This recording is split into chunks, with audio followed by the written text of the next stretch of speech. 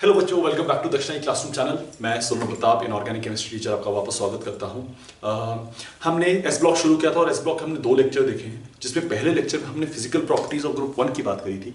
उसके बाद हमने फिजिकल प्रॉपर्टी और उसके बाद हमने केमिकल प्रॉपर्टीज की बात की थी। केमिकल प्रॉपर्टीज हमने जनरल कुछ रिएक्शंस देखे थे। We saw some few general reactions where we saw how a metal reacts with the other elements, right?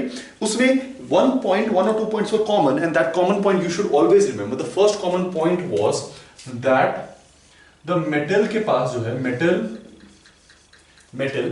metal has a reducing ability. Metal has a reducing ability. So what metal does is metal oxidizes itself and it gets converted to N plus. And if it is oxidizing itself, it will be reducing something else. ठीक है, किसी ना किसी और को क्या करेगा, reduce करेगा। तो हमने एक बात करी कि मेटल खुद को क्या कर रहा है, ऑक्सीडाइज, और किसी ना किसी और चीज को, किसी ना किसी और एलिमेंट को, किसी ना किसी और सब्सटेंस को क्या करेगा, रिड्यूस। बात समझ आती है? तो एक जनरल बात हमने ये कही थी, और ये बात का ध्यान रखना, because this might be asked in some of the papers. Directly नहीं, बट इन रिएक्शन। तो रिएक्शन याद रखने का तरीका क्या है? मान लो तुम्हें कोई मेटल दे दिया सोडियम, और बोला गया कि H2O से रिएक्ट करवा दो। अब तुम्हें डायरेक्टली तो याद आएगा नहीं, है ना? तुम्हें डायरेक्टली तो याद आएगा नहीं, और अगर तुम्हें डायरेक्टली याद नहीं आएगा तो फिर कैसे करोगे? तो फिर जनरल तरीका सोचो। सोडियम खुद को क्या करता है, ऑक्सीडाइज। अगर सोडियम खुद को ऑक्सीडाइज करता है तो किसी ना किसी को रिड्यूस करेगा। अब इन दोनों में किसको रिड्यूस करेगा? ऑक्सीजन को तो रिड्यूस कर नहीं सकता। क्यों? क्योंकि ऑक्सीजन ऑलरेडी अपनी रिड्यूस फॉर्म में है, -2 ऑक्सीडेशन स्टेट। किसको रिड्यूस करेगा? H2 को, H को। और जब ये H को रिड्यूस करेगा तो क्या बनाएगा? NaOH plus H2 gas, NaOH plus H2 gas. तो एक H को रिड्यूस किया उसने और क्या बना दिया? NaOH बना दिया। ये बात समझ आती है? सिंपल रिएक्शंस, कॉम्प्लिकेटेड रिएक्शंस नहीं है, बस आपको थोड़ा ध्यान रखना है और आसानी से रिएक्शंस हो जाएंगे। ठीक है, चलिए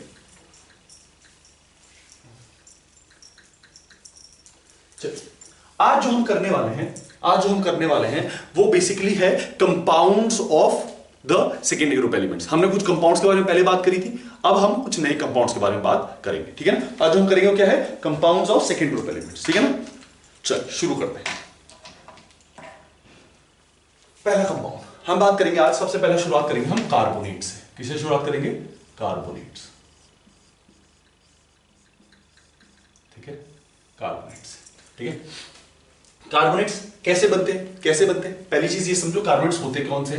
जो कार्बोनेट है, कार्बोनेट मतलब CO3 2 माइनस लगना, CO3 2 माइनस लगना। तो जो एल्कली मेटल्स होंगे वो कार्बोनेट बनाएंगे M2CO3। This will be the carbonate that they will form. ये कार्बोनेट वो बनाएंगे, है ना? M2CO3, ये कार्बोनेट वो बनाएंगे। ठीक है, तो कार्बोनेट्स क्या है? CO3 2 माइनस, और यही कार्बोनेट वो बनाएंगे। अच्छा, अब रिएक्शंस की बात करें, प्रिपरेशंस की बात करें, तो एक प्रिपरेशन हमारे पास कि हम ले लेते हैं M2O, हम ले लेते हैं ऑक्साइड, मेटल का ऑक्साइड। M रिप्रेजेंट्स मेटल, और कौन सा मेटल? Alkali metal. कौन सा मेटल? Alkali metal. ठीक है ना? तो M रिप्रेजेंट्स मेटल, कौन सा मेटल? Alkali metal. ठीक है, अच्छा M2O ले लेते हैं और साथ में रिएक्ट कराते हैं CO2 से। मैं कॉन्सेप्ट भी सिखाऊंगा बेटा साथ में, तो कॉन्सेप्ट आपको समझना है, और जब आपको क्वेश्चन पे पेपर में कभी आए तो वही कॉन्सेप्ट लगाना है। ज्यादा दिमाग लगाओगे तो क्वेश्चन गलत हो जाएगा। ठीक है, the specific concept that you should know that thing. ठीक है ना? आप पीएचडी अगर करना चाहते हैं तो पीएचडी आप इंजीनियरिंग में जाने के बाद या मेडिकल में जाने के बाद उस चीज पे पीएचडी कर सकते हैं इन रिसर्च डिटेल, बिल्कुल कोई दिक्कत वाली बात नहीं। लेकिन इस पॉइंट ऑफ टाइम पे आपके लिए नेसेसरी क्या है? आपके लिए नेसेसरी है ये जो 2 रिएक्ट कर रहे हैं। ठीक है, और इनके लिए जो कॉन्सेप्ट बताया जा रहा है वो बहुत इंपॉर्टेंट है, तो उसी चीज को समझने की कोशिश करना। ठीक है, देखो CO2 नॉन मेटल का ऑक्साइड है, तो नॉन मेटल का ऑक्साइड यूजुअली क्या होते हैं? एसिडिक। नॉन मेटल क्या होते हैं? एसिडिक, है ना? अच्छा, M2O मेटल का ऑक्साइड है, ठीक है, तो क्या होते हैं? बेसिक। तो आपके पास एक नॉन मेटल का ऑक्साइड है CO2, आपके पास एक मेटल का ऑक्साइड है ये M2, आपके पास मेटल का ऑक्साइड है M2। ठीक है, चलिए अब क्या मैं ये बेसिक है ये एसिडिक है तो क्या बोल सकता हूं? एसिड बेस रिएक्शन है। अगर ये दोनों में से ये बेसिक है ये एसिडिक है तो क्या मैं बोल सकता हूं एसिडिक बेसिक रिएक्शन है या एसिड बेस रिएक्शन है? बिल्कुल बोल सकता हूं। तो अगर ये रिएक्शन हो रहा होगा तो एसिड बेस रिएक्शन से क्या बनता है? एसिड और बेस के रिएक्शन से क्या बनता है? सॉल्ट। अब सॉल्ट प्लस वाटर बनता है, बट वाटर के तो कुछ है नहीं, H तो है नहीं, तो वाटर तो हम बनाएंगे नहीं, तो सॉल्ट और वाटर बनता है। क्या बनता है? सॉल्ट और water. Salt and water is found from reaction of acid and base. तो इसके रिएक्शन से क्या बनेगा? सॉल्ट। सॉल्ट कौन सी बनेगी? M2CO3। This will be the salt that is formed. This will be the salt that is formed, M2CO3।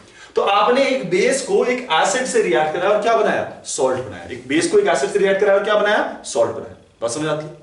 बात समझ आती है? तो यहां पर ये रिएक्शन, ठीक है। तो इस तरह से आप इसको प्रिपेयर कर सकते हैं, इस तरह से आप इसको प्रिपेयर कर सकते हैं। चलिए, प्रिपरेशन की बात करी हमने, है ना, प्रिपरेशन की बात करी, ठीक है, कार्बोनेट्स के। चलो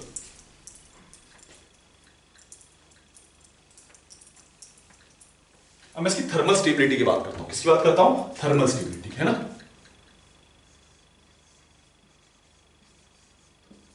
थर्मल स्टेबिलिटी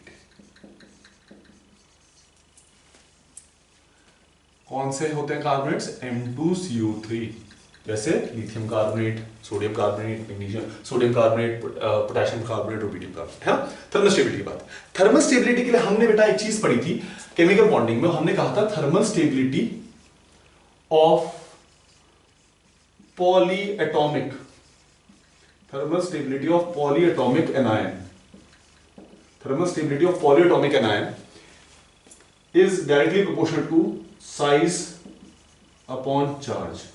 हमने ये बात करी थी, thermal stability of polyatomic anion is directly proportional to size upon charge। हमने ऐसा क्यों बोला? हमने ये बोला कि size upon charge of cation, size upon charge of cation, है ना, है ना। हमने ये क्यों बोला? हमने ये इसलिए बोला, देखो जो polyatomic anion होगा उसका साइज होगा बड़ा, ठीक है, और जो हमारे पास कैटायन होगा वो साइज होगा छोटा।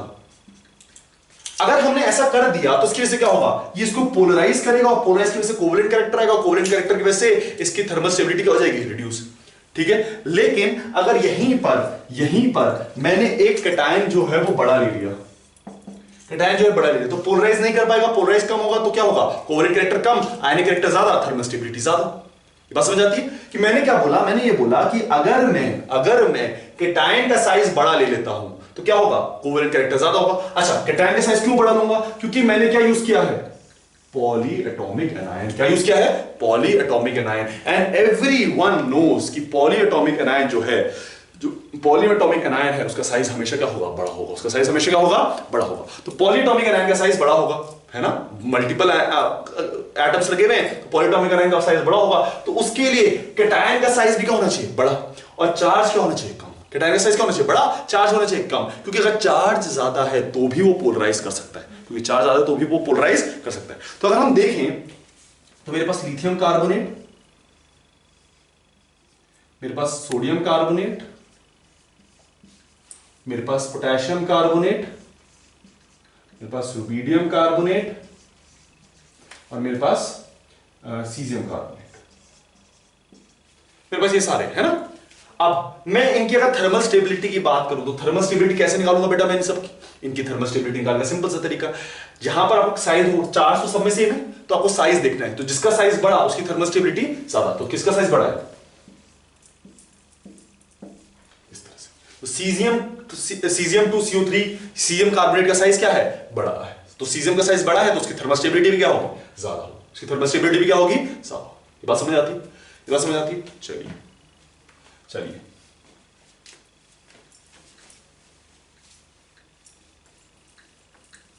अब मैं एक जनरल बात करता हूं और उस जनरल बात को हमेशा ध्यान रखना इंपॉर्टेंट है, ठीक है। जब हम कार्बोनेट्स को हीट करते हैं,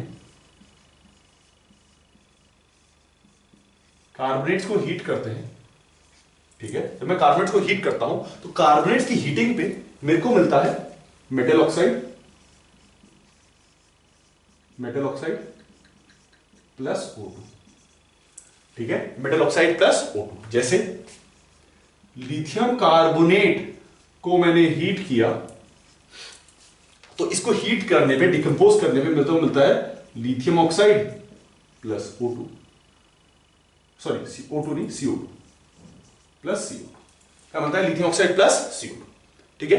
अच्छा, कुछ मेटल जिद्दी होते हैं, तो जो मेटल जिद्दी होते हैं वो डिकम्पोज ही नहीं करते, है ना। कुछ मेटल इस तरह जिद्दी होते हैं वो डिकम्पोज ही नहीं करते। उन मेटल्स में आते हैं सोडियम, पोटेशियम, रुबीडियम, सीजियम। ठीक है, these four metals do not decompose. These four metals carbonate, इनके क्या कार्बोनेट डिकम्पोज ही नहीं कर सकते। आप बता सकते हो क्यों? क्योंकि इनका चार्ज क्या है, सबसे कम है। इनके पीरियड में सबसे कम चार्ज इनके पास होगा। दूसरा चीज, इनका साइज बड़ा होता है। तो साइज बड़ा है, चार्ज कम है, तो यहां अर्थ पे इनको डिकम्पोज नहीं किया जा सकता।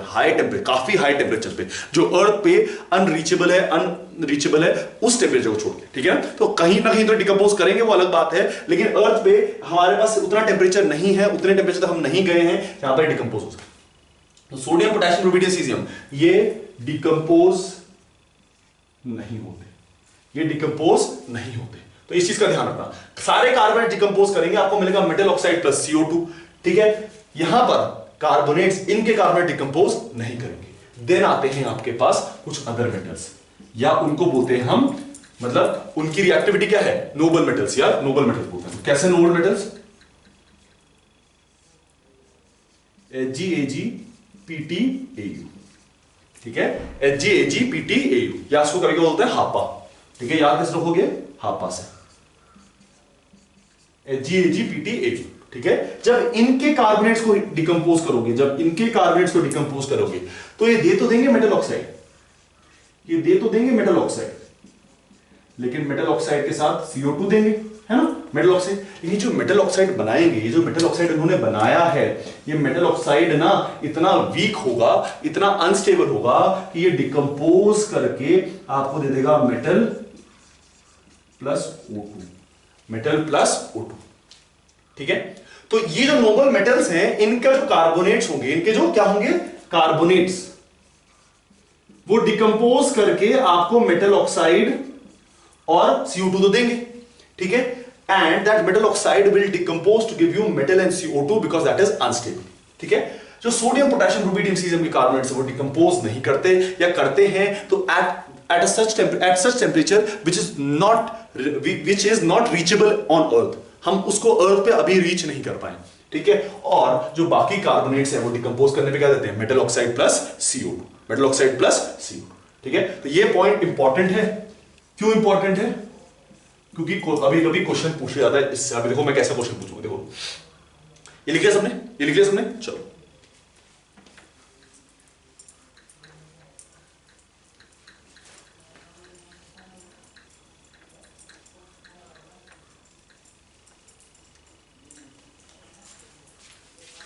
क्वेश्चन। ठीक है, क्वेश्चन देखो क्या पूछेंगे, देखो क्वेश्चन पूछा जाएगा,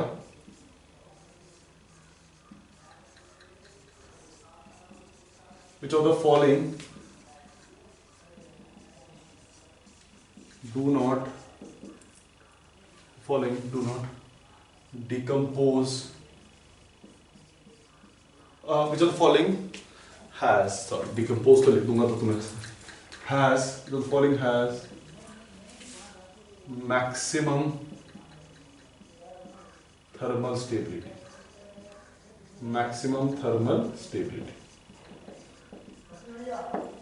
ठीक है, आपसे क्वेश्चन पूछा गया कि which of the following has maximum thermal stability. तो देखो ऑप्शन ए आपको दे दिया गया Li2CO3, ऑप्शन बी आपको दे दिया गया MgCO3, ऑप्शन सी आपको दे दिया गया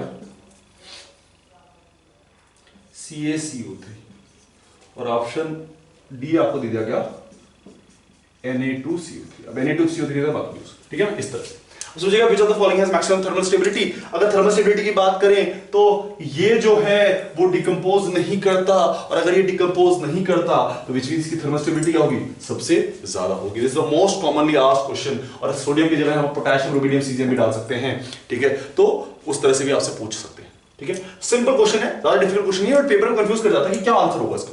क्यों? क्योंकि हमें ये चीज याद ही नहीं रहती कि हमारे पास सोडियम, हम निकालना शुरू कर देते हैं कि सोडियम डिकम्पोज करेगा कि नहीं करेगा, बट हमें निकालना नहीं बेटा इसको। क्यों? क्योंकि हमें ये चीज याद रहनी है कि सोडियम, पोटेशियम, रुबीडियम, सीजियम के जो कार्बोनेट्स है वो डिकम्पोज ही नहीं करते, और अगर वो डिकम्पोज ही नहीं करते तो उनकी थर्मल स्टेबिलिटी क्या होगी, ज्यादा होगी। थर्मल स्टेबिलिटी क्या होगी, ज्यादा। ये बात समझ आती है, ये बात समझ आती है, चलिए ठीक है।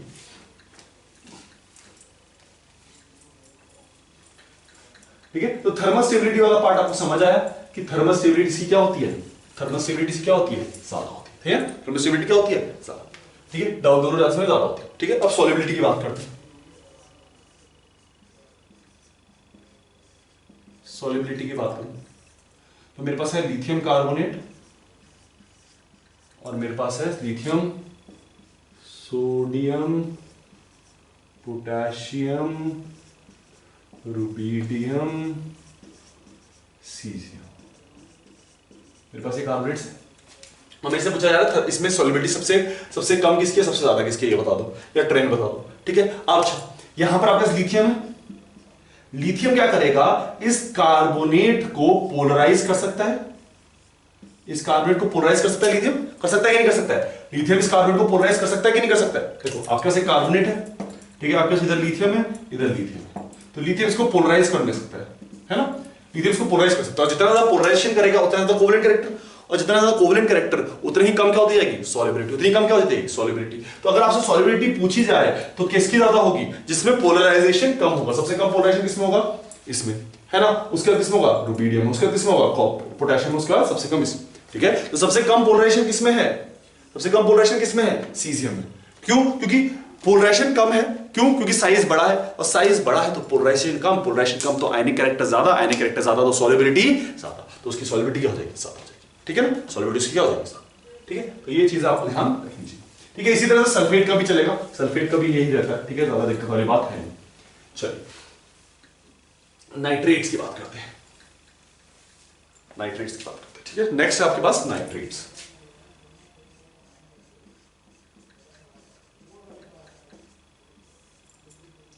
नाइट्रेट्स, ठीक है ना, किसकी बात करेंगे हम, नाइट्रेट्स। अच्छा नाइट्रेट्स कैसे होंगे, अगेन वही चीज, कैसे होगा, लिथियम नाइट्रेट, लिथियम नाइट्रेट की जगह एम नाइट्रेट, है ना, इस तरह से आपके नाइट्रेट्स होंगे। ठीक है, चलिए लिथियम नाइट्रेट है, थर्मल डिकम्पोजिशन की बात करें, थर्मल स्टेबिलिटी की बात करें, पहली चीज थर्मल स्टेबिलिटी। ठीक है, अभी हमने बात करी thermal stability of polyatomic anion, किस पे डिपेंड करती है, साइज अपॉन चार्ज पे, किस पे डिपेंड करती है, साइज अपॉन चार्ज पे। अगर वो साइज अपॉन चार्ज पे डिपेंड करती है तो जिसका साइज ज्यादा उसकी थर्मल स्टेबिलिटी ज्यादा। जब मैं लिखूंगा लिथियम नाइट्रेट से सोडियम नाइट्रेट, फिर लिखूंगा मैं आपके पास पोटेशियम नाइट्रेट, फिर आपके पास लिखूंगा रुबिडियम नाइट्रेट, आपके पास लिखूंगा सीजियम नाइट्रेट, तो किसकी ज्यादा होगी, किसकी थर्मल स्टेबिलिटी ज्यादा होगी, थर्मल स्टेबिलिटी ज्यादा होगी आपकी सीजियम की, है ना। क्यों, क्योंकि साइज का ज्यादा है, साइज ज्यादा है तो थर्मल स्टेबिलिटी ऑटोमेटिकली क्या हो जाएगी, ज्यादा, थर्मल स्टेबिलिटी ऑटोमेटिकली हो जाएगी ज्यादा। चलिए अब यहां पर भी एक बात करते हैं, यहां पर भी हम एक अतरंगी सी बात करते हैं, देखो क्या बात करेंगे। जो नाइट्रेट्स हैं वो डिकम्पोजिशन पे, जो नाइट्रेट्स हैं वो डिकम्पोजिशन पे आपको देते हैं metal oxide plus O2 NO2, metal oxide plus NO2। Nitrate decomposition में क्या देते हैं, metal oxide plus NO2 gas. ठीक है, जैसे लिथियम नाइट्रेट डिकम्पोजिशन पे क्या देंगे, metal oxide Li2O plus NO2, है ना। लिथियम नाइट्रेट क्या देंगे, Li2O और NO2, आप उसको बैलेंस कर सकते हो, कोई दिक्कत वाली बात है नहीं, बैलेंस आप हम आसानी से कर लोगे। तो बट हमारे लिए इंपॉर्टेंट क्या है कि मेटल ऑक्साइड प्लस आपको क्या मिलता है, NO2 मिलता है, प्लस आपको क्या मिलता है, NO2।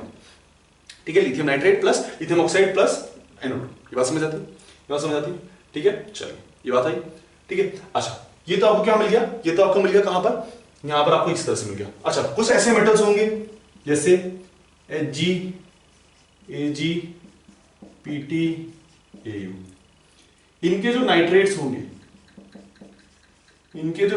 होंगे वो डिकम्पोजिशन पे क्या देंगे, इनके जो नाइट्रेट्स हैं वो डिकम्पोजिशन पे देते हैं आपको मेटल ऑक्साइड प्लस NO2। ठीक है, मेटल ऑक्साइड प्लस NO2। ठीक है, और साथ में आपको दे देंगे ये जो मेटल ऑक्साइड है, क्योंकि ये अनस्टेबल है, क्योंकि ये मेटल ऑक्साइड जो है मेटल ऑक्साइड प्लस NO2 देंगे, और क्योंकि ये मेटल ऑक्साइड अनस्टेबल है तो यहां पर दे देंगे आपको metal plus O2। Metal plus O2। अच्छा ऊपर वाले में लिख लो कि यहां पर लिथियम ऑक्साइड के साथ आपको मिलता है O2 भी मिलता है और यहां पर 2 हो जाएगा, तो बैलेंस टाइप का हो जाएगा। O2 नेसेसरी नहीं था वहां पर, है ना, O2 नेसेसरी नहीं था, हमारे NO2 नेसेसरी था, ठीक है। तो metal oxide plus NO2 plus O2, ये दोनों चीजें, ठीक है। चलिए सेकंड वाले में देखिए, अगर Hg Ag PtAu है, ये जो नाइट्रेट्स हैं डिकम्पोज करने पे क्या देते हैं, मेटल ऑक्साइड प्लस NO2, ठीक है, NO2 प्लस O2, है ना, NO2 प्लस O2, ये भी वही देंगे। लेकिन इनका मेटल ऑक्साइड, अगेन हमने कार्बोनेट्स में क्या पढ़े थे, मेटल ऑक्साइड क्या होते हैं, अनस्टेबल, तो वो डिकम्पोज करने पे क्या देंगे, मेटल प्लस O2। और फिर होते हैं कुछ जिद्दी मेटल्स, ठीक है ना, कुछ जिद्दी मेटल्स आते हैं, तो उनके बारे में बात करते हैं, उनको थोड़ा सा अलग से लिखेंगे। देखो कुछ नाइट्रेट्स कुछ इस तरह से होते हैं, कौन कौन से, सोडियम, पोटेशियम, रुबिडियम, सीजियम। इनके नाइट्रेट्स डिकम्पोज करने पे NO2 नहीं देते, इनके नाइट्रेट डिकम्पोज करने पे NO2 नहीं देते, तो क्या देते हैं, देखो आपके पास सोडियम नाइट्रेट होगा, सोडियम नाइट्रेट का दो टाइप ऑफ डिकम्पोजिशन होता है, ठीक है, एक 500 डिग्री सेंटीग्रेड पे, ठीक है, और दूसरा 800 डिग्री सेंटीग्रेड पे। एक 500 डिग्री सेंटीग्रेड पर, दूसरा 800 डिग्री सेंटीग्रेड पे। और 500 डिग्री सेंटीग्रेड पे क्या होगा, जब 500 डिग्री सेंटीग्रेड पे हीट करेंगे तो ये बनाएगा sodium nitrite plus O2, sodium nitrite plus sodium nitrite plus O2, ठीक है। तो 500 डिग्री पे हीट किया, इसको क्या मिलेगा, सोडियम नाइट्राइट प्लस O2। और अगर 800 पे हीट करोगे तो यहां पर मिल जाएगा आपको N2 plus Na2O plus O2, ठीक है, प्लस O2, ठीक है ना, O2 या अब, ठीक है, इस तरह से। तो अब देखो ये इसके लिए टेम्परेचर है, अब पोटेशियम के लिए थोड़ा सा हायर टेम्परेचर होगा, रुबिडियम के लिए थोड़ा सा और हायर टेम्परेचर होगा, सीजियम के लिए थोड़ा सा और हायर टेम्परेचर। टेम्परेचर याद करने की जरूरत नहीं है, टेम्परेचर बस आपको इसका पता चाहिए कि सोडियम नाइट्रेट जब 500 पे करता है तो नाइट्राइट प्लस ऑक्सीजन देता है, और 800 पे करता है तो N2 plus Na2O plus O2 देता है। ये इंपॉर्टेंट रिएक्शन, ठीक है। तो ये कभी भी NO2 नहीं देंगे, कभी भी NO2 नहीं देंगे, या तो एक जगह पे N2 दे रहे हैं, यहां पर एक जगह पे O2 दे रहे हैं, NO2 कभी भी नहीं दे रहे। बाकी सारे नाइट्रेट्स क्या देते हैं, NO2 गैस देते हैं, ठीक है ना। तो वहां पर कभी कभी क्वेश्चन पूछा दिया जाता है कि out of the following which one will give a brown colour gas, brown colour gas लिख लेते हैं, क्वेश्चन लिख लेते हैं, ठीक है। तो ये आपको समझ आए, ये बात समझ आए, ये बात समझ आए। चलिए ऐसे क्वेश्चन कर लेते हैं।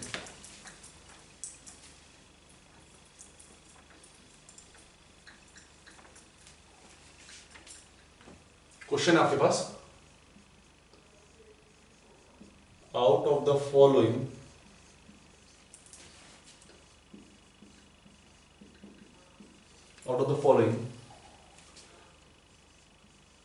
which one will give a brown color gas, which one will give a brown color gas, कौन सा देगा, ठीक है। पहला ऑप्शन आपके पास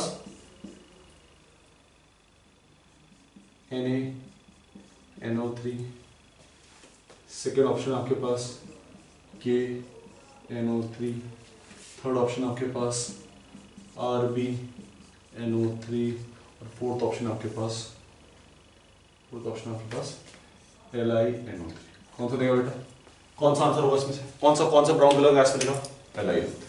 this one will give a brown colour gas, क्योंकि बाकी डिकम्पोज करने पे या तो N2 देते हैं या तो फिर O2 देते हैं, वो डिकम्पोज नहीं करते, बट जबकि ये डिकम्पोज करने पे क्या देता है, NO2 देता है। अब याद रखो ब्राउन कलर गैस का कभी जिक्र आए तो जनरली टेंडेंसी होगी NO2 की, जनरली टेंडेंसी होगी कौन सी गैस की, NO2 is a brown colour gas, NO2 is a brown colour gas, है ना, ये चीज आपको याद रखनी है, ब्राउन कलर गैस,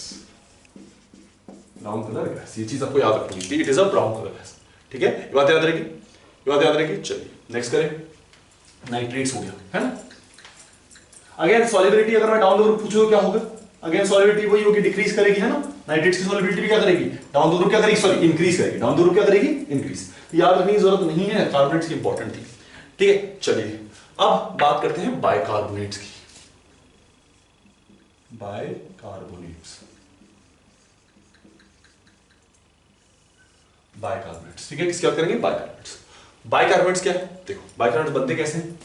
अगर मेरे पास मेटल कार्बोनेट है और उस मेटल कार्बोनेट में H2O और CO2 डाल दूं, अगर मेरे पास मेटल कार्बोनेट है और उस मेटल कार्बोनेट में मैं H2CO2 डाल दूं एक्सेस में, तो मेरे पास मिल जाता है मेटल बाय कार्बोनेट, मेरे को मिल जाता है मेटल बाय कार्बोनेट। ठीक है, मेरे को मिल जाता है मेटल बाय कार्बोनेट। ठीक है ना, तो इस चीज का ध्यान रखना है कि मेरे पास अगर कार्बोनेट है, कार्बन मैंने H2CO2 डाल दिया तो मेरे को क्या मिल जाएगा, मेटल बाय कार्बोनेट। अच्छा, अब इंपॉर्टेंट चीज, अगर मैंने इसको हीट किया और डिकम्पोज किया, अगर मैंने इसको हीट किया और डिकम्पोज किया तो वापस मेरे को क्या मिल जाएगा, ये, which means it is a reaction जहां से metal carbonate H2O plus CO2 डालोगे तो वापस ये बनेगा, जब इसको हीट करोगे तो वापस क्या बन जाएगा, वापस रिएक्शन मिल जाएगा, मेटल कार्बोनेट वापस मिल जाएगा। ठीक है ना, तो मेटल कार्बोनेट्स बाय कार्बोनेट्स बनाने का तरीका क्या है, कार्बोनेट्स में पानी और CO2 डाल दो। ठीक है, then if you want to retrace the back that reaction, what you do is you heat metal bicarbonate, and when you are heating metal bicarbonate, it decomposes to metal carbonate plus H2O plus CO, right? And these two will be formed in the form of gases, in the form of gas. बात clear है, ये बात clear है? ठीक है, और इसका बनेगा प्रेसिपिटेट, इसका यूजुअली बनेगा प्रेसिपिटेट। ठीक है, चलो, ये बात हुई, ये बात हुई। अच्छा, अब मैं अगर बात करूं यहां पर इसकी सॉलिबिलिटी, सॉलिबिलिटी की बात करूं, सॉलिबिलिटी की बात हमने आपका फजान रूल में करी थी, है ना, केमिकल बॉन्डिंग में कर रखी है, दोबारा से कर लेते हैं। मेरे पास मेटल बाइकार्बोनेट है, मेरे पास सोडियम बाइकार्बोनेट है, मेरे पास रुबीडियम बाइकार्बोनेट है, सॉरी रुबीडियम से पहले पोटेशियम लिख लो, कोई दिक्कत वाली बात नहीं है। ठीक है, मेरे पास देन रुबीडियम बाइकार्बोनेट है, और ऐसे आगे आप बाकी भी लगा सकते हैं, कोई दिक्कत नहीं। ठीक है, इसमें मैंने आपसे पूछा था कि सॉलिबिलिटी किसकी ज्यादा होगी, सॉलिबिलिटी कैसे देखोगे, इन सबकी सॉलिबिलिटी कैसे देखोगे, बताओ, इन सबकी सॉलिबिलिटी कैसे देखोगे। सॉलिबिलिटी देखने का तरीका क्या था बेटा, सॉलिबिलिटी देखने का तरीका था, मैंने आपको बताया था इसमें फजान रूल लगा केमिकल बॉन्डिंग में पढ़ा था कि इसमें बनता है केज लाइक स्ट्रक्चर। क्या बनता है, केज लाइक स्ट्रक्चर। अब केज लाइक स्ट्रक्चर बन रहा है, किसकी वजह से बन रहा है, हाइड्रोजन बॉन्डिंग, तो हाइड्रोजन बॉन्डिंग की वजह से केज लाइक स्ट्रक्चर बनेगा, और उस सबके बीच में एक मेटल आयन बैठता है। Now, if the size of metal ion is large, what will happen? It will tend to stretch that cage. और उस केज की स्ट्रेचिंग की वजह से वो हाइड्रोजन बॉन्डिंग वीक होगी, और वो अगर हाइड्रोजन बॉन्डिंग वीक हो गई तो सॉलिबिलिटी ज्यादा हो जाएगी। ये चीज मैंने बताई थी। तो डाउन द रोड जाते समय क्योंकि मेटल आयन का साइज बढ़ रहा है, because the metal ion size is increasing going down the group, what will happen, it will decrease the cage. ठीक है, वो केज को स्ट्रेच कर देगा, और when it increases stretches the cage, क्या होगा, सॉलिबिलिटी क्या हो जाएगी, इंक्रीज। यहां पर सॉलिबिलिटी किस तरह से रहेगी, इस तरह से रहेगी, सॉलिबिलिटी इस तरह से रहेगी। डाउन द ग्रुप क्या करेगी, सॉलिबिलिटी इंक्रीज करेगी, डाउन द ग्रुप सॉलिबिलिटी क्या करेगी, इंक्रीज करेगी। चलिए,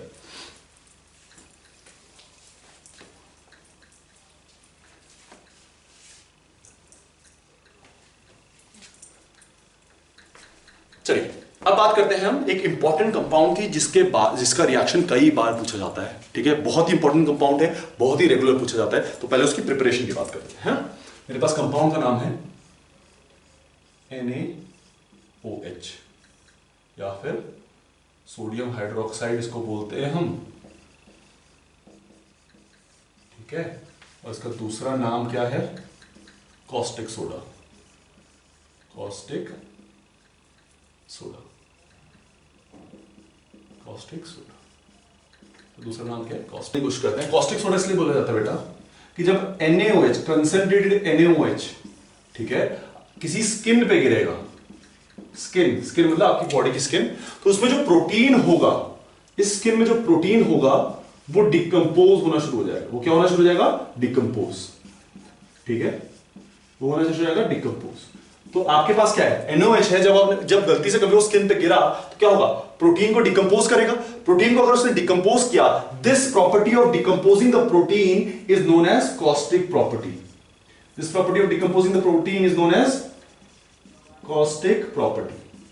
एंड अगर वो कॉस्टिक प्रॉपर्टी है, अगर वो कॉस्टिक प्रॉपर्टी है, ठीक है, इसको डिकम्पोज करेंगे और क्या बोलेंगे, कॉस्टिक प्रॉपर्टी। और कॉस्टिक प्रॉपर्टी अगर है तो उसका नाम हमने क्या रख दिया, कॉस्टिक सोडा। हमने नाम क्या रख दिया, कॉस्टिक सोडा। ठीक है, तो आपका जो कॉस्टिक NaOH है वो स्किन पे जब गिरता है तो प्रोटीन को डिकम्पोज करता है। When it decomposes the protein, this property of decomposition of the protein is known as caustic property, and therefore this is known as caustic soda. Soda कहां से आया, सोडियम से। सोडा कहां से आया, सोडियम से, है ना। caustic पोटैश बोलेंगे तो KOH हो जाएगा, है ना, इस तरह से। ठीक है, इस तरह से इसका नाम पड़ा। चलिए इसकी प्रिपरेशन की बात करें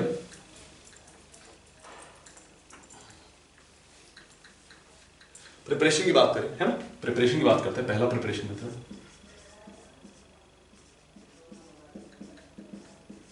पहला प्रिपरेशन मेथड, फर्स्ट मेथड है गैसेज प्रोसेस, गैसेज मेथड लिखो, गैसेज मेथड, ठीक है, कैसे प्रोनाउंस करते देख लेना, बट गैसेज मेथड, ठीक है, ये this is the name. Reaction क्या है वो देखो, आपके पास होगा सोडियम कार्बोनेट, है ना, आपके पास होगा सोडियम कार्बोनेट और सोडियम कार्बोनेट का रिएक्शन होगा KOH COH वोल्टेज, ठीक है, स्लेक टाइप्स।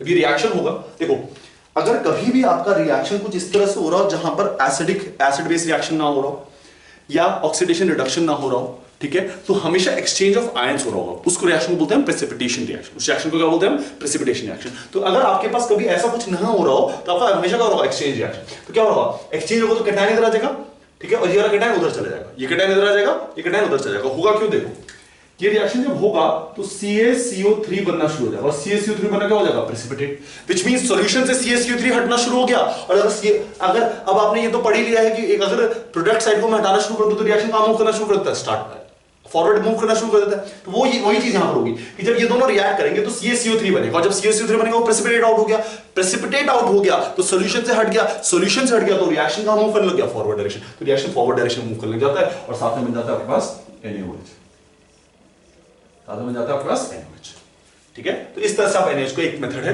प्रिपेयर करने का, ठीक है, सिंपल मेथड है, ज्यादा कॉम्प्लिकेटेड मेथड नहीं है। ये रिएक्शन कैसे याद रखोगे? याद रखना कि अगर आपके पास ऑक्सीडेशन रिडक्शन या एसिड बेस रिएक्शन नहीं है तो टेंडेंसी होगी एक्सचेंज ऑफ कैटायन या आयन की, और जब ये टेंडेंसी हो रही होगी तो देखना क्या जो आगे बन रहा है वो प्रेसिपिटेट बना रहा है, जैसे CaCO3 फॉर्म्स अ प्रेसिपिटेट, अगर वो प्रेसिपिटेट बना रहा है तो क्या होगा? वो क्या हो जाएगा? सेपरेट आउट हो जाएगा, वो क्या हो जाएगा? सेपरेट आउट, ठीक है। चल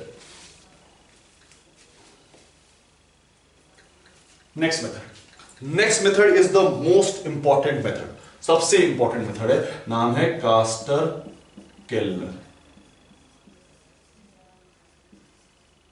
caster Kellner method, Castner Kellner method very important, very important. क्यों? क्योंकि कई बार क्वेश्चन पूछ लिया जाता है, इंपॉर्टेंट क्योंकि क्वेश्चन पूछ लिया जाता है, ठीक है। चलिए देखिए कास्टर केल्नर मेथड देखते हैं, हम क्या देखेंगे? कास्टर केल्नर मेथड बहुत ही इंपॉर्टेंट मेथड है, ठीक है, बहुत बार क्वेश्चन इससे पूछ लिए जाते हैं, तो देखते हैं क्या होता है, ठीक है ना। पहला चीज, फर्स्ट क्या मेथड है? पहले तो ये समझो, ये इलेक्ट्रोलाइटिक मेथड है। कैसा मेथड है? इलेक्ट्रोलाइटिक मेथड, है ना, इलेक्ट्रोलाइटिक मेथड, ठीक है। अच्छा, हर इसका एक टर्म बहुत इंपॉर्टेंट है, इसका टर्म, हर एक टर्म क्या है? इंपॉर्टेंट। यहां पर क्या यूज होगा? पहले यूज करते हैं कैथोड, कैथोड पे यूज होगा आपका मरकरी, कैथोड पे यूज होगा आपका मरकरी, ठीक है, कैथोड पे आपने क्या यूज किया? मरकरी, ठीक है। चलिए सेकेंड, एनोड पे यूज होगा, एनोड पे यूज होगा आपका, यहां पर एनोड है, एनोड यहां कैथोड पे आपने मरकरी यूज किया, एनोड पे यूज होगा आपका ग्रेफाइट या फिर कार्बन, ग्रेफाइट या फिर कार्बन, ठीक है, ठीक है। थर्ड, कैथोड एनोड हो गया। अब इलेक्ट्रोलाइट, एज एन इलेक्ट्रोलाइट क्या यूज होगा? Electrolyte, as an electrolyte use होगा brine solution, brine solution. And what is brine solution? What is brine solution? Brine solution is aqueous NaCl. Brine solution is aqueous NaCl, है ना, तो aqueous NaCl use करेंगे, ठीक है। तो ये तीनों टर्म्स इंपॉर्टेंट है, तीनों टर्म्स पूछे जा सकते हैं कि कौन कौन से टर्म्स यूज होंगे, ठीक है। चलिए अब ये टर्म्स आपको समझ है, ठीक है। अब हम यूज करेंगे यहां पर, देखो रिएक्शंस क्या होंगी वो देखते हैं कि कैसे डिस्टिलेशन होगा, कौन कौन चीज डिस्टिलेट करेंगे। तो हमारे पास दो चीजें, दो सब्सटेंस है, एक है मेरे पास H2 जब डिस्टिलेट करेगा तो क्या देगा? H+ और OH- देगा, ठीक है। वहीं दूसरा है मेरे पास NaCl, दूसरा है मेरे पास NaCl, और जब ये डिस्टिलेट करेगा तो ये क्या देगा? Na+ और Cl-। तो मेरे पास दो टाइप ऑफ आयंस हो गए, एक H+ और कैटायन दो टाइप हो गए, H+ और Na+, और उधर क्या हो गया? OH- एंड Cl, ठीक है। चलिए अब रिएक्शंस देखें, रिएक्शन देखें, ठीक है। कैथोड पे फर्स्ट, कैथोड पे क्या होगा रिएक्शन? याद रखो कैसे होगा कैथोड। कैथोड को याद रखने का तरीका बेटा, CNR, CNR। CNR राव नाम से हमारे एक साइंटिस्ट है, बहुत फेमस साइंटिस्ट है, उनको भारत रत्न मिला है केमिस्ट्री से रिलेटेड। तो CNR मतलब कैथोड नेगेटिव रिडक्शन, ठीक है, कैथोड नेगेटिव रिडक्शन। कैथोड पे नेगेटिव होगा, उस पर रिडक्शन होगा। तो कैथोड अगर नेगेटिव है तो उसमें पॉजिटिव चार्ज आएगा, विच मींस या तो H प्लस जाएगा, विच मींस इस केस में या तो H प्लस जाएगा या फिर Na प्लस जाएगा। अब आपके दिमाग में आएगा सर H प्लस जाना चाहिए क्योंकि उसका रिडक्शन पोटेंशियल तो कम है, ठीक है, वो जल्दी रिड्यूस होगा, ठीक है, तो H प्लस जाना चाहिए। नहीं बेटा, यहां पर जाया जाता है Na प्लस। यहां पर कौन जाएगा? Na प्लस, ठीक है। तो यहां पर कौन जाएगा? Na प्लस, ठीक है। तो Na प्लस जाएगा, ठीक है, यहां पर जाएगा आपका Na प्लस। Na प्लस क्यों किया? क्योंकि हमने मरकरी यूज किया। हमने क्या यूज किया है? मरकरी। तो मरकरी स्पेसिफिकली ये चीज करता है कि Na प्लस ही आके रिड्यूस हो, ठीक है। मरकरी क्या करता है? स्पेसिफिकली Na प्लस ही आके रिड्यूस हो। तो Na प्लस आता है और रिड्यूस हो जाता है और बनाता है Na, ठीक है। इलेक्ट्रॉन गेन करता है और रिड्यूस होकर बनाता है Na plus mercury. Na mercury का एमालगम बनाता है, Na मरकरी का एमालगम बनाता है, ठीक है, ठीक है। चलिए इसके बारे में बात करेंगे हम आगे।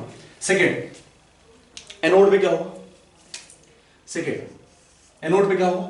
एनोड पे होगा आपका, एनोड पे क्या होगा? देखो, अगर CNR वहां है, यहां पर क्या हो जाएगा?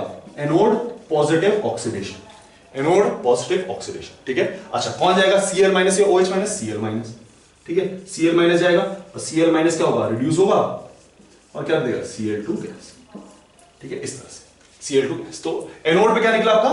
Cl2 गैस निकला। और कैथोड पे क्या बना आपका? Mercury एमालगम, sodium एमालगम। अब ये जो सोडियम एमालगम है, ठीक है, एनोड वाला पार्ट पॉइंट समझ आया, ठीक है, चलिए एनोड वाला पार्ट समझ आया, चलिए ठीक है। अब देखो सोडियम एमालगम, यहां से इसको आगे कंटिन्यू करते हैं। सोडियम एमालगम जो है इसको हम डाल देंगे पानी में। इसको किसमें डाल देंगे? पानी में। और जब इसको पानी में डालेंगे तो इसके साथ रिएक्ट करके बना देगा NaOH और मरकरी अलग हो जाएगा, मरकरी अलग हो जाएगा। तो इसको क्या करते हैं, हमें कैथोड पे क्या मिल रहा है? NaOH मिल रहा है। क्यों, कैसे मिल रहा है? हम सोडियम एमालगम बना रहे हैं and that sodium amalgam when poured in water gives you sodium hydroxide, साथ में मरकरी। क्या समझ आती है? वहीं एनोड में हमें क्या मिल रहा है? Cl2 गैस, ठीक है। तो चलिए ये इंपॉर्टेंट है, तो इसको एक बार बिना देखे जो आपने लिखा है वो हम सोचने की कोशिश करते हैं, पढ़ने की कोशिश करते हैं। देखो हमने क्या बोला? हमने बोला Castner Kellner method is used for preparation of NaOH, right. हमने ये चीज बात करी, ठीक है। अगर Castner Kellner method is used for preparation of NaOH, तो अब पॉइंट याद रखना, पहला पॉइंट, कैथोड पे क्या यूज होगा? मरकरी, क्योंकि कैथोड पे सोडियम जाता है, कैथोड पे कौन जाता है? सोडियम, तो मरकरी यूज होगा। एनोड पे क्या यूज होगा? ग्रेफाइट या कार्बन, ठीक है। उसके बाद हमने क्या बोला कि ग्रेफाइट और कार्बन इलेक्ट्रोलाइट क्या होगा? Brine solution, that is aqueous NaCl, ठीक है। उसके बाद हमने क्या बोला? हमारे पास दो टाइप ऑफ रिएक्शन हो रहे हैं, उसको छोड़ दो। हमारे पास कैथोड पे कौन जाएगा? कैथोड में नेगेटिव रिडक्शन, तो उस पे कौन जाएगा? Na जाके वहां पर रिड्यूस हो जाएगा और क्या बना देगा? सोडियम एमालगम, ठीक है। हमने क्या बोला? एनोड पे कौन जाएगा? एनोड पे जाएगा Cl माइनस और क्या बना देगा? Cl2 gas. जो सोडियम एमालगम है उसको हम पानी में डालेंगे और पानी में डालने के बाद क्या बन जाएगा? NaOH। और हमारी प्रिपरेशन पूरी हो जाएगी कि हमें क्या बनाना था? प्रिपरेशन इस तरह से बनाना था, बस, ठीक है। अच्छा, इसके बाद जो कि कास्टर-केल्नर मेथड बहुत इंपॉर्टेंट है, इसके 5 पॉइंट, कैथोड पे क्या बनेगा, एनोड पे क्या बनेगा, what is cathode, what is anode and what is the electrolyte. ये 5 points are there and these 5 points are very important for Castner Kellner, ठीक है। चलो प्रिपरेशन, एक और मेथड आता है नेल्सन मेथड, ठीक है। Nelson method is there, not in your syllabus, not much in your syllabus, but आपको बस एक चीज पता होनी चाहिए कि Nelson method is similar to Castner Kellner. The only difference is कि वहां पर मरकरी की जगह, मरकरी के रिप्लेसमेंट में एक प्यूरिफाइड मेटल यूज होता है, प्यूरिफाइड मेटल। कोई सा भी प्यूरिफाइड मेटल हम यूज कर सकते हैं। मरकरी के रिप्लेसमेंट में प्यूरिफाइड मेटल यूज करते हैं, ठीक है। That's the only thing that happens, right. So Nelson method में क्या होता है? मरकरी की जगह पे प्यूरिफाइड मेटल यूज होता है, that's the only thing that happens. Not very important and NCERT में भी नहीं है और यूजुअली पूछा नहीं गया है। इतने टाइम से मैं पढ़ा रहा हूं, जितने टाइम से मैंने पेपर देखे हैं उतने टाइम से तो नहीं पूछा गया, ठीक है। तो नहीं पूछा जाएगा, बस आपको पता होना चाहिए नेल्सन मेथड का, ठीक है। चलिए, तो बेटा आज के लिए बस इतना ही, लेकिन जाने से पहले एक बार रिवीजन करके जाते हैं कि हमने आज क्या पढ़ा है। बहुत इंपॉर्टेंट है जो हमने पढ़ा है, तो उस चीज को रिवीजन करके जाते हैं। पहले हमने चीज पढ़ी कार्बोनेट्स के बारे में, है ना। एंड कार्बोनेट्स के बारे में हमने बात करी। कार्बोनेट्स क्या होते हैं? MCO3 कैसे बनते हैं? ऑक्साइड ले लो, CO2 ले लो, रिएक्ट करा दो, कार्बोनेट्स बन जाएंगे। थर्मल स्टेबिलिटी की बात करी, down the group thermal stability increase होती है। क्यों? क्योंकि thermal stability of a polyatomic anion is dependent upon size upon charge, is dependent upon size upon charge, right. Size upon charge पे डिपेंडेंट होती है, राइट, ठीक है। उसके बाद हमने बात करी कार्बोनेट्स की डिकम्पोजिशन के बारे में। इन जनरल जब कार्बोनेट्स को डिकम्पोज करेंगे तो CO2 प्लस O2 मिलेगा, CO2 प्लस आपका मेटल ऑक्साइड मिलेगा।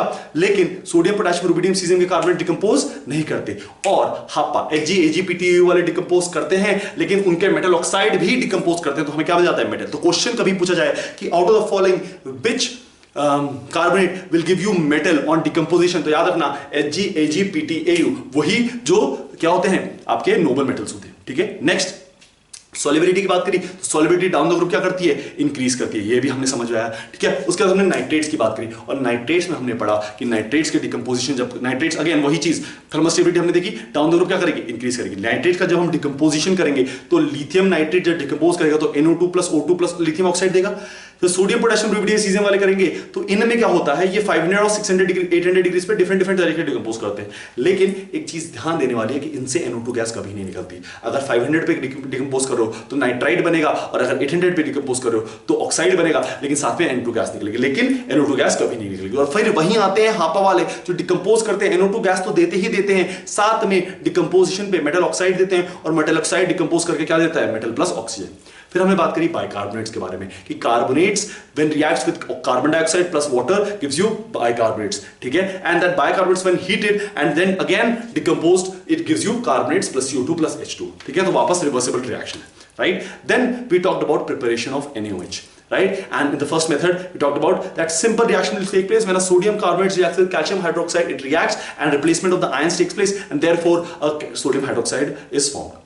Whereas then we studied about Caster-Kellner method, and this is the most important method. There are 5 points to remember in it. The first point is what is in cathode? Mercury. What is in anode? Graphite or carbon. What is the electrolyte? Brine solution, which is aqueous NaCl.